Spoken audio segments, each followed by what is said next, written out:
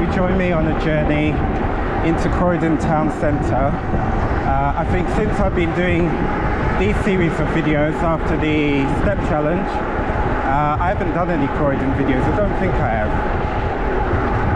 I've done them before, way back, but not like these ones. So I've got to go to Superdrug to get a gift and some batteries as well. So I'm heading out before it gets dark.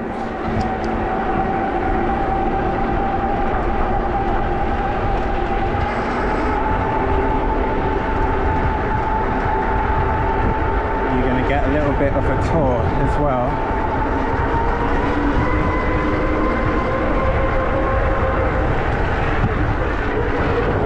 So I'm not going to go the shortest route.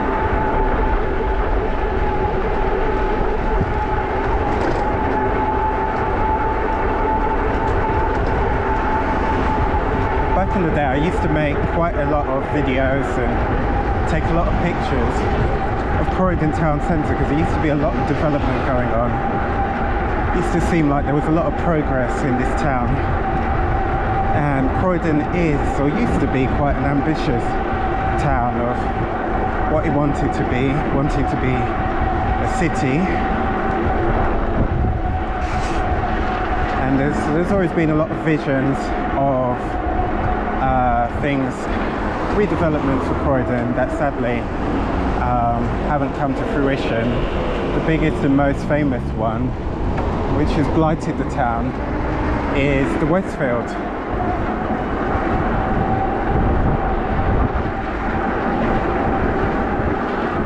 So it's been about a decade, if not a bit more, that Westfield came to Croydon. And it's so long ago that they were owned, I don't even think they were owned by anybody. I think they were their own independent Australian company. So many things have happened in the space of time that they promised this town that they were going to build a shopping mall.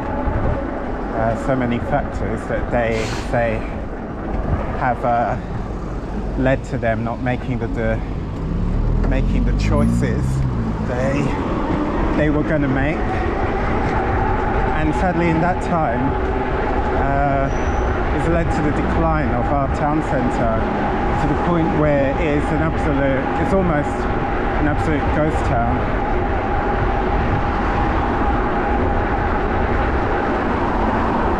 But we're approaching what I would call one of the gateways to the town centre. So this tower on the left, which I think looks a bit like one of the previous PlayStations, was one of the developments that hadn't, the progress had been extremely slow, being built for years, and you had the structure, but there was no cladding on much of it, and it looked awful. It got to a point where,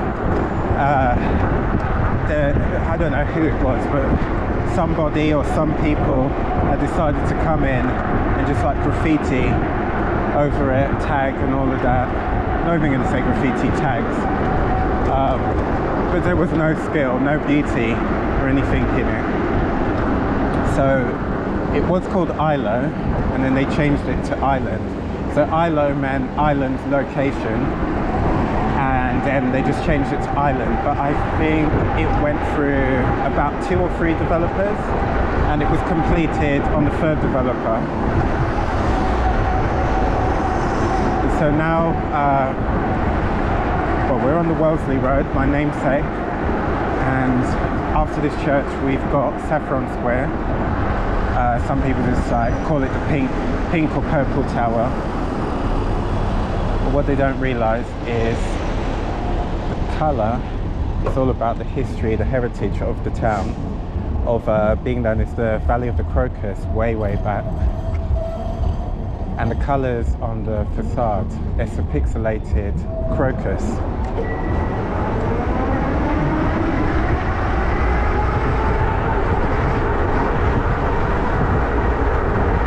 And then there's our other icon on the right, the tram link, which I believe is 25 years old this year.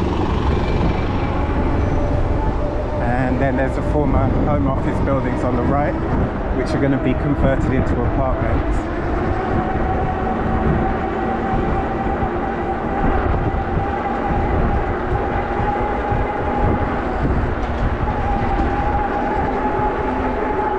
I was planning to do this journey earlier, we had more light, but hopefully the light's still going to be good for this video.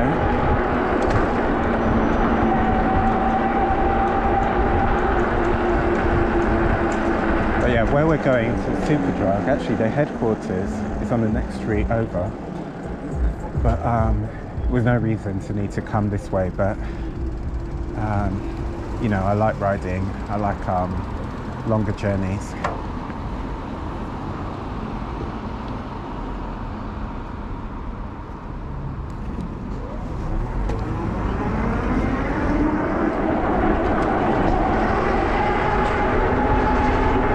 So at the end of this road you've got the railway lines for East Croydon and the train ahead of us just heading towards London Bridge or Victoria. You get, it's really good, you get really fast trains into the city centre. So this building straight ahead, this burgundy one, is the new location of the Home Office border control offices, which have been located in Croydon since I would imagine maybe up the 60s. And then if we were to go straight ahead, straight over the roundabout, you've got the Whitgift Centre at the end of the road, and there's a new crossing. I want to see what they call a super crossing.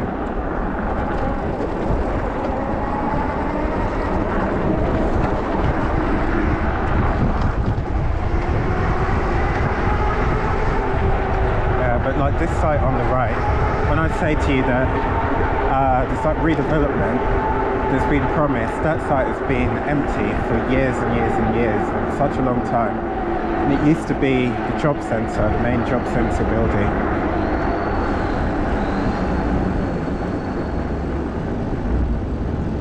It was proposed there was going to be a tower, I think maybe about 24 stories, with a mixed-use one at the base at least. So I think they were proposing maybe there would have been like a retail, not retail, a restaurant unit.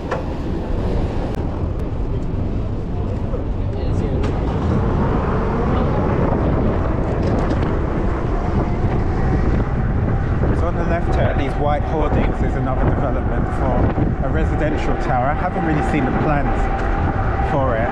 I used to be really on top of all the developments that were going on, but with not a lot going on, I've kind of like lost the knack for like keeping on top of all of that.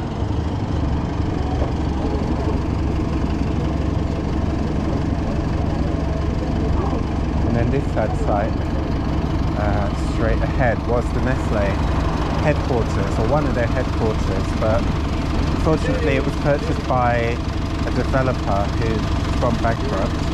Just nothing's happened. I think they've removed a lot of asbestos, and unfortunately they removed the windows, so it really doesn't look great at all.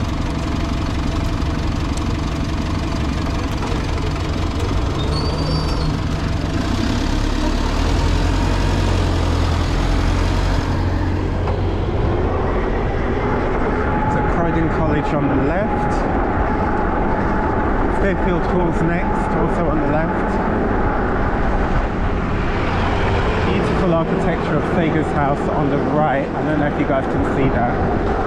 But again, another beautiful building. One of the most beautiful, a great example of Art Deco. So just unfortunately being left to rot.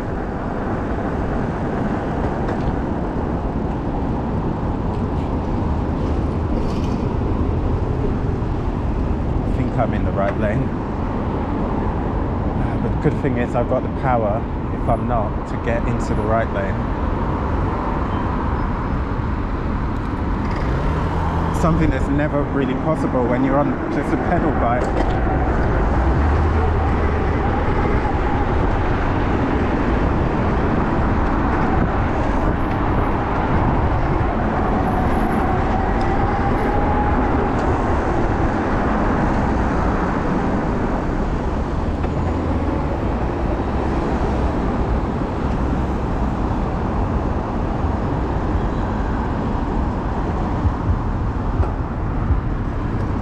If you don't know Croydon, something that people might think they know about Croydon is that it's really rough, but something that it was famous for from about the 60s onwards is its skyline.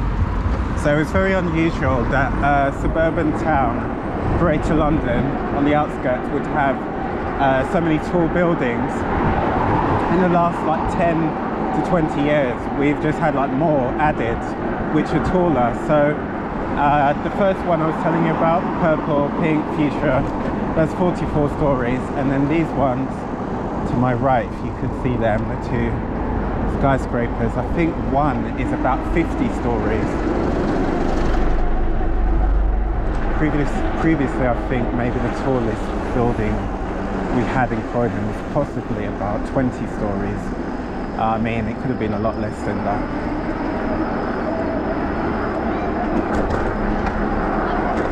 We've got the town hall on the left and the clock tower, our central library. So we've got some really nice architecture in this town. It's just a shame it's been left to decline a lot. So I'm going to take you guys along Surrey Street, where we have the famous Surrey Street Market.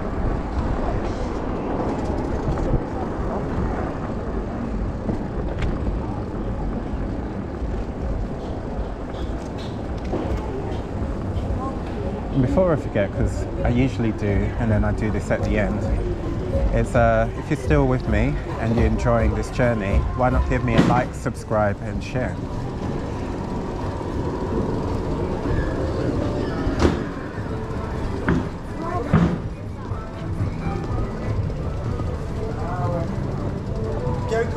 Quelquefois on s'en fout.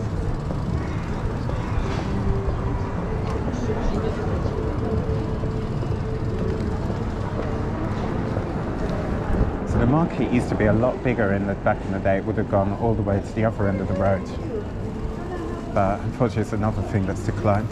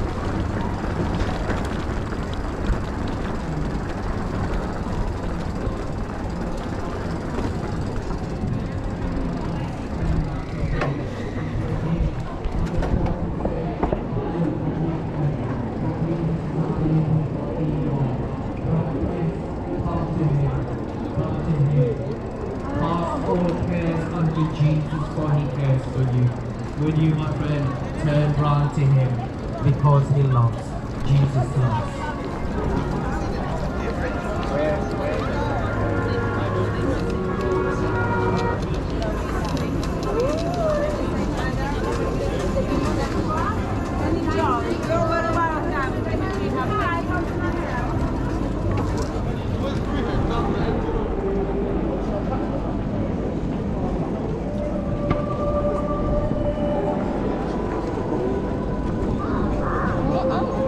We're going to see if there's somewhere to lock the bike up that's a lot closer to the entrances of the shopping malls I want to go to.